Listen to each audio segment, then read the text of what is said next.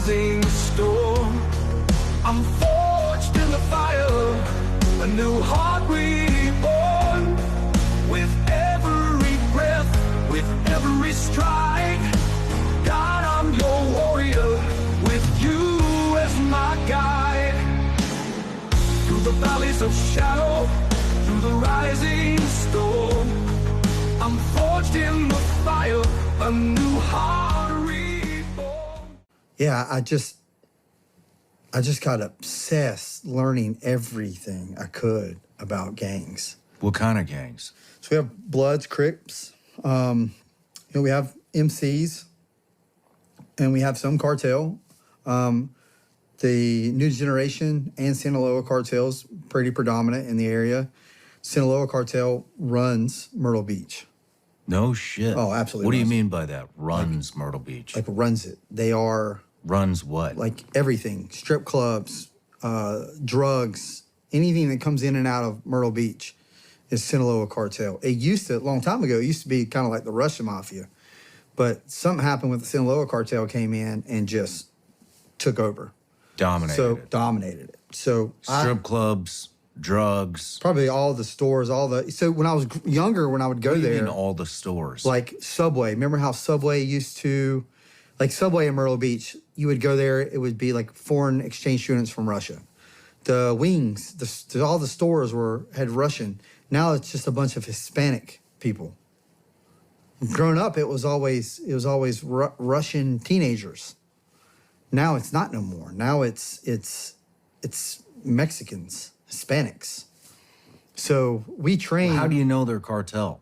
So what? The cartel bought the businesses? We just know that they operate out of Myrtle Beach. So anything in Myrtle Beach is probably like drug-wise and guns is probably all being filtered through the cartel, is what I mean. I'm not saying that they own the subways and things like that, but there's an increase of Hispanics in that area since the Sinaloa cartel has moved into that area. If that makes any sense. Gotcha. So because they operate off I-95, right?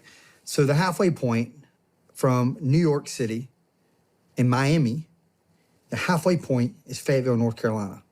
Is it really? You can take several exits in and out of our city off I-95 and disappear. They operate a lot in Lumberton, North Carolina, which is it's called the Lumbee tribe. They're not a national tribe. I think Trump was trying to make it, but they're not. But there's a lot of land, and they can disappear out that way. Like drugs and money and guns are just so predominant through Fayetteville and that Robinson County area because of 95. Information, but before we do, I did have a question and wondered how accessible is the Lumber River from one landing to another. I was lucky enough to find a guy named Edward Outdoor Adventure who actually did a canoe trip from Piney Point Island to Fair Bluff. Yes, that's right. Where the store is. Where the land is that's owned by a certain attorney that we know. And sits right on the Lumber River. Well, he made a 109-mile trip, and we're just going to join him for the last 9 miles where he takes off from Princess Anne in Lumber River State Park. He tracks that little distance in about 90 minutes.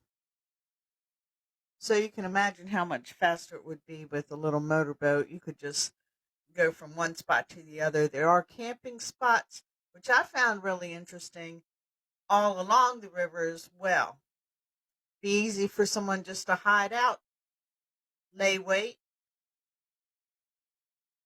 or even carry somebody in a boat from one spot to another. But I just wanted to have a little bit of evidence to present to you on that. So enjoy the short little trip. I've speeded it up so we don't have to, be with him that much time. So enjoy. So the Lumber River was used mainly for logging and has logging routes right along, so that created a lot of the paths that are in the river banks as well as the river itself.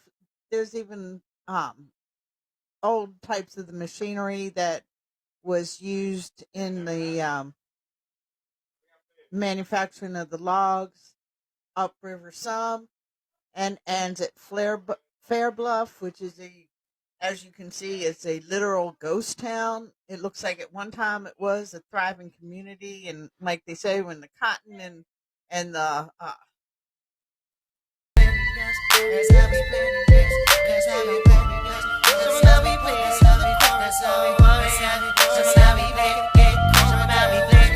Thank you for watching. Please like, subscribe, and comment. Let me know your thoughts. And if today's your birthday, happy birthday!